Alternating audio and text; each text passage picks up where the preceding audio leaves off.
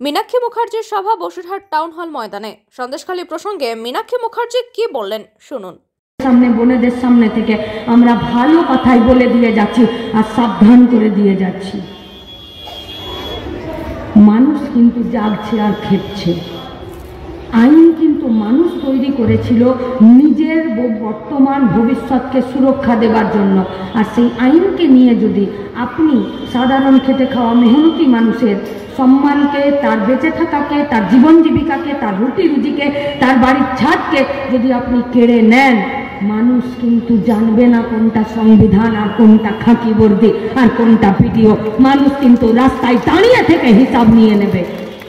আর সরকারি অফিসাররা কি ভাবছেন, दिन ऐसे ही चल जाएगा, अरे 2026 के बाद ये सरकार पश्चिम बंगाल में नहीं रहेगा, থাকবে না এই সরকার। কি ভাবছেন ততদিনে আপনার রিটায়ারমেন্ট হয়ে যাবে, পেনশনে ছেলে মেয়েকে নিয়ে সুখে সংসার করবেন ও বুড়ে বাড়ি। কয়লা ডিপার্টমেন্টে তো জবিসে কয়লা চুরি করেছে তার জন্য, আর পার্থ চাকরি বিক্রি করেছে তার জন্য, আর জ্যোতিপ্রিয় চাল চুরি করেছে তার জন্য খাদ্য দপ্তর, কয়লা দপ্তর আর শিক্ষা দপ্তরের একাধিক সরকারি অফিসাররা আর পুলিশরা কিন্তু জেলে লাল ভাতি খাচ্ছে। আপনিও ওয়েটিং লিস্টে আছেন, টিকিট এই কনফার্ম হলো বলে নয় আপনার। সেদিন কিন্তু বেরিয়ে আসতে হবে এখানে। আর বাড়িতে একটা টাবড়ানো ফুটো বাটি নিয়ে ওই নেজাতের আর ধামাখালির ঘাটে আপনাকেই বসতে হবে। আর গরিব মেহনতি মানুষ আপনার বাটিতে থুতু ফেলে দিয়ে যাবে।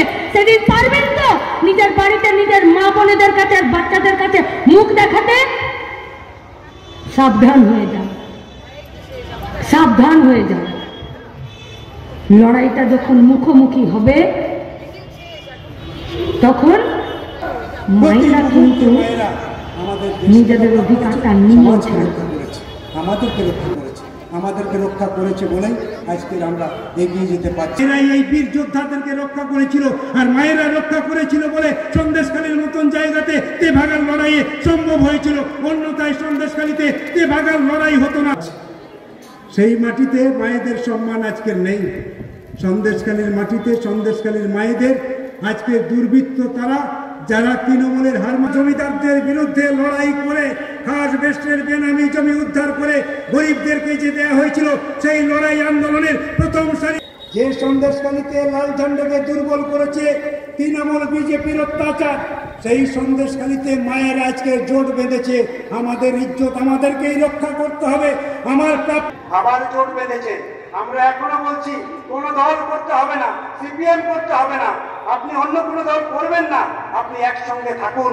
আন্দোলন ছাড়া এটা হবে না, এটা কোনো একটা রাজনৈতিক দলের আন্দোলন দিয়ে এটা সম্ভব হবে না। আজকের সন্দেশখালীর পরিবেশ এই চাহিদা, এই ডিমান্ড করছে, সেজন্যই আপনাদেরকে